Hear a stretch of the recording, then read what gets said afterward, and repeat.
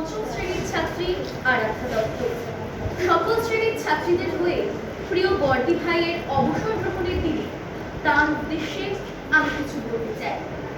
উপস্থিত সকল শিক্ষক মহাশয় ও শিক্ষিকা মহাশয়দের আমার প্রণাম এবং আমার সভাপতি ও ছোটদের জানাই আন্তরিক ভালোবাসা।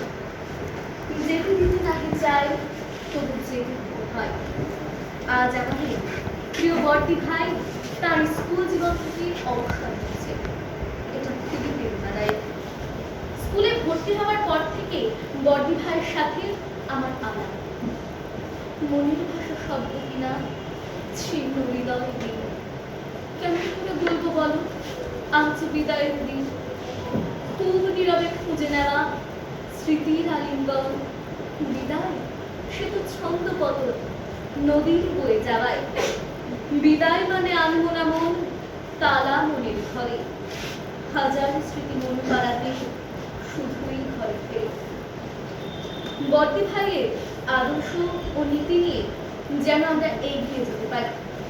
উনি প্রধান শিক্ষিকা হিসেবে তো নিঃসন্দেহে ভালোই, কিন্তু তার সাথে সাথে উনি মানুষ হিসেবেও ততোধিক ভালো।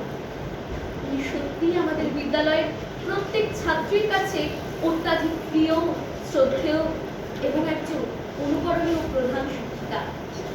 স্বাভাবিক নিয়মে প্রতিটি চাকুরিজীবী মানুষের জীবনে অবসর যাপনের দিনটি আসে। বর্দি ভাইয়ের জীবনেও আজকে এই দিনটি এসেছে।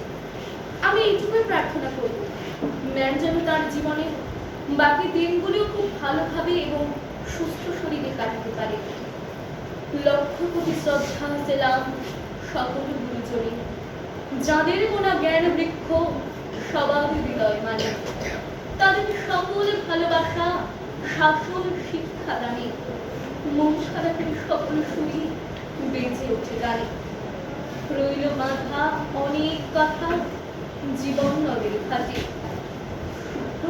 উদয় হওয়া সূর্যি গেল কাটে।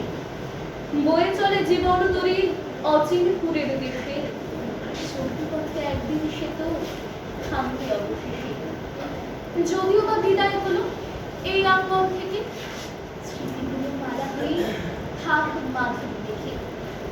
বর্দি ভাই, আপনার সাথে যে সময়টুকু কাটিয়েছি তার মধ্যে কোনো ভুল ভ্রান্তি হলে ক্ষমা করে দেবে। আমি আপনার অবসরপ্রাপ্ত জীবনের প্রতিটি দিন খুব ভালো করে কাটান এটাই প্রার্থনা করি। যাই হোক, এটাই যখন নিয়ম তখন তো মানতেই হবে। তাই আপনার জীবনের দীর্ঘায়ু কামনা করে আমার আজকের বক্তব্য শেষ করলাম। ধন্যবাদ।